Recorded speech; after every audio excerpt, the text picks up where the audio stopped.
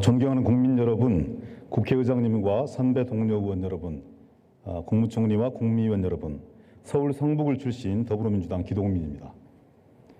국회는 법을 만드는 곳이면서 동시에 법을 지켜야 하는 곳입니다. 그리고 국회의원 모두는 그 누구보다 법을 준수해야 할 의무가 있습니다. 지난 4월 패스트트랙 처리 과정에서 폭력 사태가 난무했습니다. 자유한국당은 스스로 만든 국회 선진화법을 위반하면서 국회를 폭력의 무대로 되돌려놨습니다.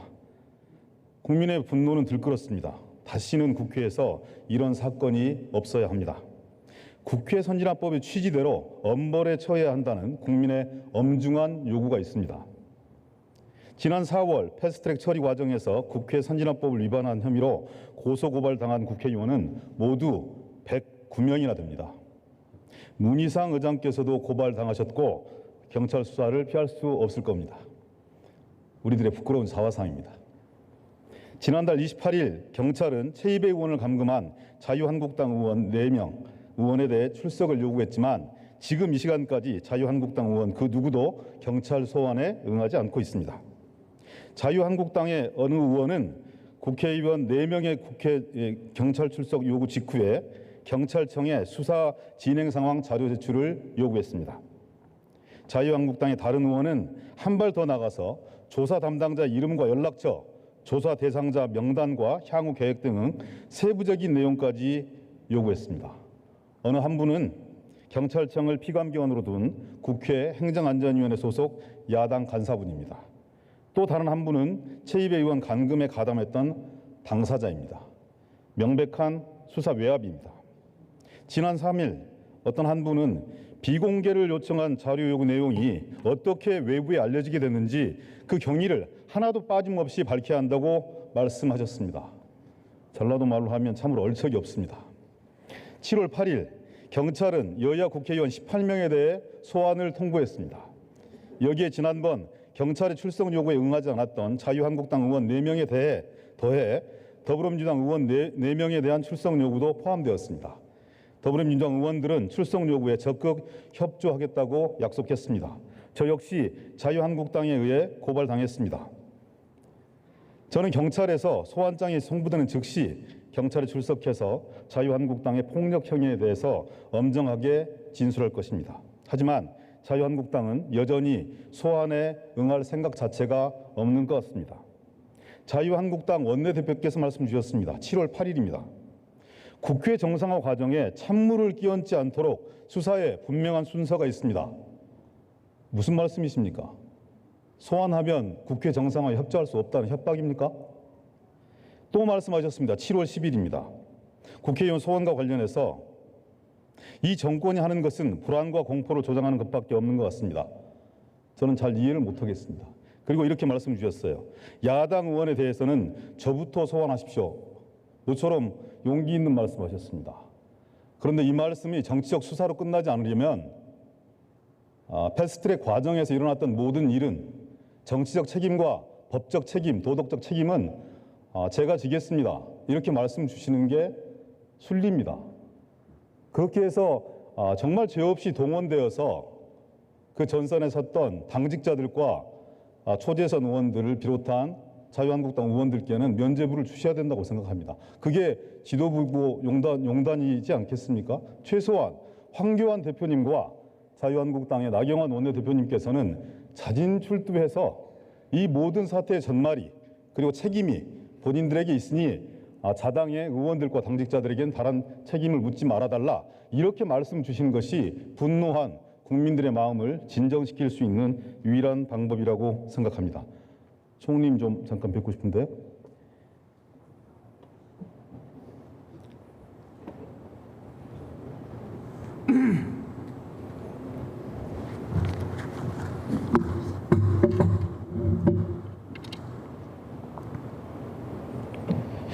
혹시 총리님 법치를 실현하는 일이 나경원 원내대표가 말씀하신 국회 정상화와 어떤 관계가 있다고 생각하십니까? 네, 잘 모르겠습니다. 네, 법은 법대로 집행돼야 하지 않는가 하는 것이 저의 상식입니다.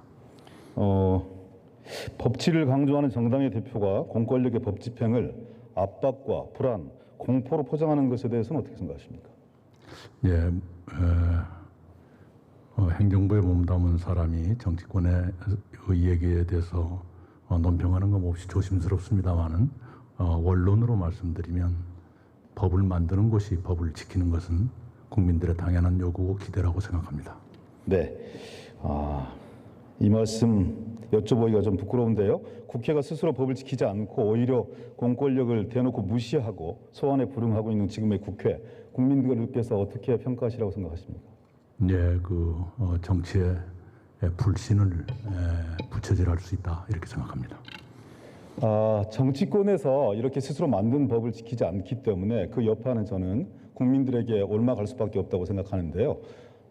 우리 공화당이 있습니다. 광장은 시민 모두의 공간입니까? 아니면 특정 정치 세력의 점거 농성장입니까? 광장은 문자 그대로 시민들의 것이고요. 시민들이 자유롭게 모이고 만나고 또 즐길 수 있는 곳이어야 한다고 생각합니다. 지금 우리 공화당에 농성하는 텐트가 아마 서울시 관할에도 있고 네. 중구청 관할에도 있고 종로구청 관할에도 있는 모양입니다. 행정대집행을 한 차례 진행을 했고 그 과정에서 서울시 관계자들이 안구, 탈골 등 대단히 많은 심한 부상을 당한 것도 사실이고요. 그런데 공권력이 이렇게 예민한 문제 그리고 불법을 실질적으로 자행하고 있는 정치 집단에 대해서 뭔가 유보적이고 관용적인 태도를 보이는 것이 합당하다고 생각하십니까?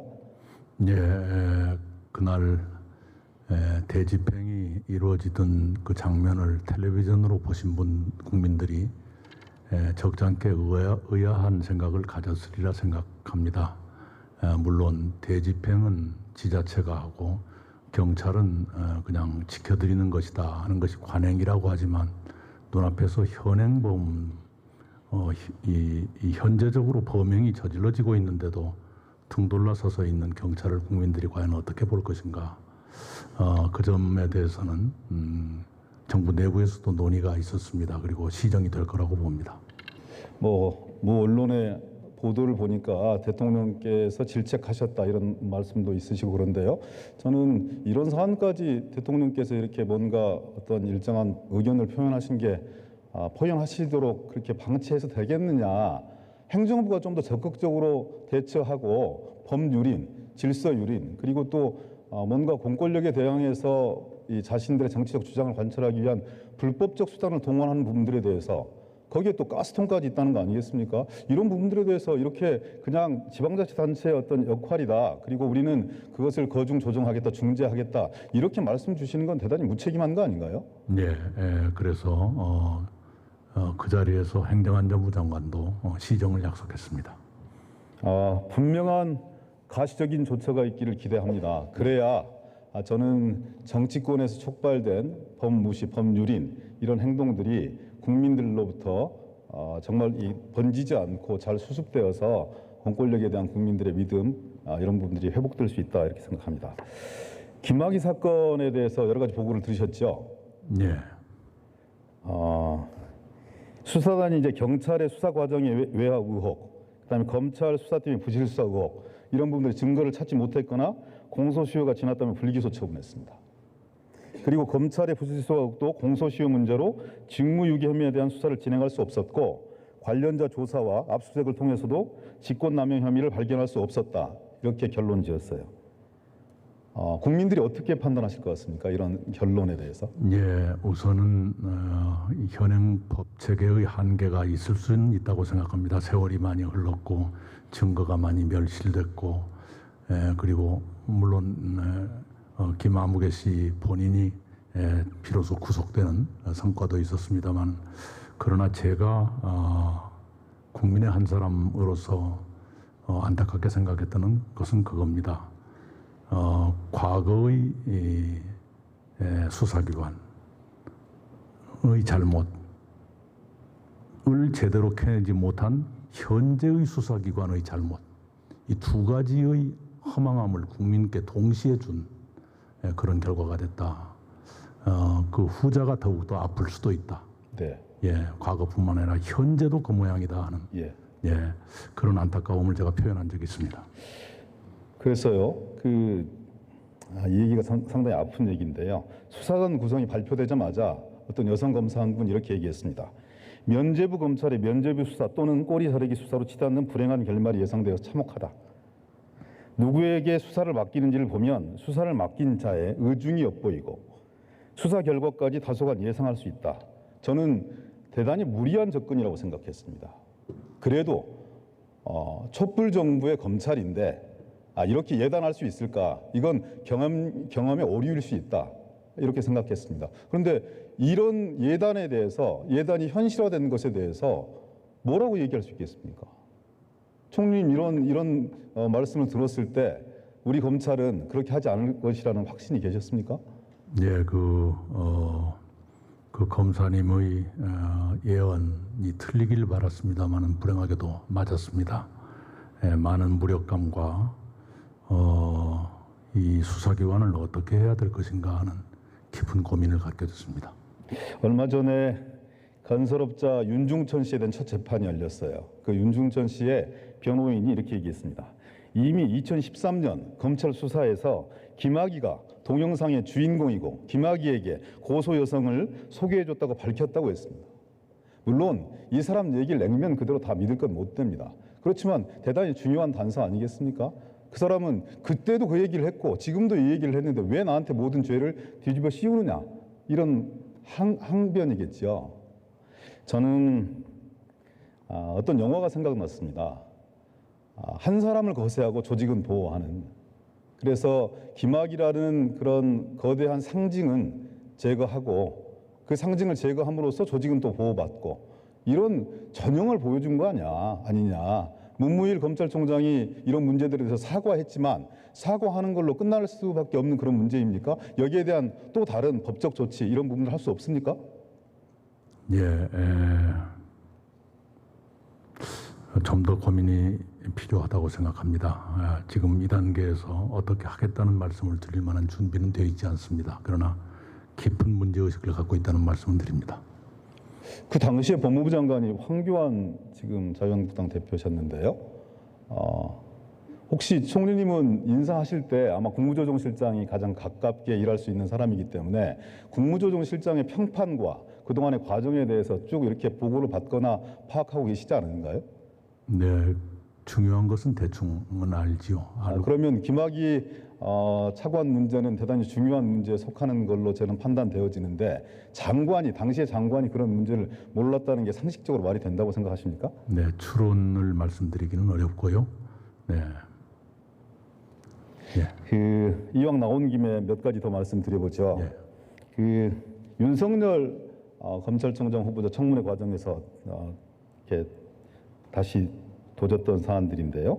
2013년 국정원 대선 개입 사건 당시에 특별수사팀장을 맡고 있었던 검찰총장 후보자가 당시 국정감사에서 수사 초기부터 황교안 법무장관의 외압이 있었다, 이런 답변을 했고요. 지금도 마찬가지라고 얘기했어요.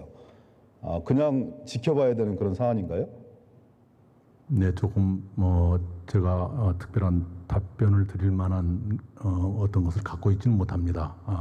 상의해 보겠습니다. 그리고요, 또 2014년에 보면 세월호 참사 때 당시 황교안 법무부 장관이 해경에 승객구조 실패 책임을 물어서 업무상 과실치사로 처벌하려는 검찰이 수사를 할 수 없도록 외압을 행사한 의혹을 받았습니다. 더 나아가서요, 업무상 과실치사 적용을 강력히 주장했던 수사검찰 간부들을 이듬해 정기 인사에서 전원 자천시켜서 인사보복을 했다는 의혹도 있습니다. 네, 어느 것이 진실인지 모르지만 진실은 밝혀질 거라고 생각합니다. 일당의 대표세요. 그리고 더욱더 큰 꿈을 꾸고 계신 분이고요. 정치 지도자인데 만약에 이런 의혹들이 사장된 채 그대로 흘러간다면 정치적 공방으로 그냥 진흙탕 싸움을 할 수밖에 없다면 그분의 명예에도 심대한 손상이 끼치는 거 아니겠습니까? 뭔가 적절한 조치를 통해서 그분의 누명을 벗겨드리든 아니면 세간에 흘러다니는 의혹을 확인하든 하는 절차는 있어야 되는 거 아니겠습니까? 네, 의원님의 뜻을 잘 알겠습니다. 뜻을 아시면 그 다음에는 현재로서 제가 어떻게 하겠다는 정도의 답변을 드릴 준비가 안 돼 있습니다. 저는 강한 기득권을 가지고 있는 집단에게 그리고 강한 권력을 행사하고 있는 사람들에게 법이 공정하고 형평성 있게 집행되어야 된다고 생각합니다. 거기로부터 어떤 예외도 있을 수 없다고 생각합니다. 네, 저도 그런 의식에 동감하고 있습니다. 총리님, 저 건강보험 보장성 강화 문제 때문에 한 말씀 드리려고 합니다. 그 도표를 한번 띄워주실 텐데요. 문재인 정부에서 가장 잘한 정책 중에 한 파트입니다. 국민적 지지도 대단히 높고요. 거기에 따른 부작용도 있습니다. 재정 건전성에 대한 문제들도 있고요. 그다음에 의료 전달 체계를 개선해야 되는 그런 문제들도 있습니다. 대형 병원 쏠림 현상 이런 부분들이 가속된다는 주장도 있어요. 그다음에 국민들의 의료 이용이 좀 과다하다 이런 것도 있습니다. 근데 이제 그것의 논란의 한복판 중에 국고 보조에 대한 생각이 있습니다. 최소한 이명박 박근혜 정부보다는 국회 보조가 좀 높아야 되는데 그 당시에 적립금이 한 17조, 20조 쌓일 때도 15%에서 16%는 갔거든요. 우리 정부 지금 13.4%입니다. 어떻게 하시겠습니까? 정부가 약속을 지키지 못하고 있는 것입니다. 지원 액수는 사상 최고로 늘었습니다만 지원율에서는 떨어지고 있다는 것은 시정돼야 한다고 생각합니다. 착시가 있는데요. 지원 액수가 늘어가는 것 역시 예산의 확대 과정 속에서 아주 부분적으로 개선되는 것이기 때문에 네, 그렇게 하겠습니다. 감사합니다.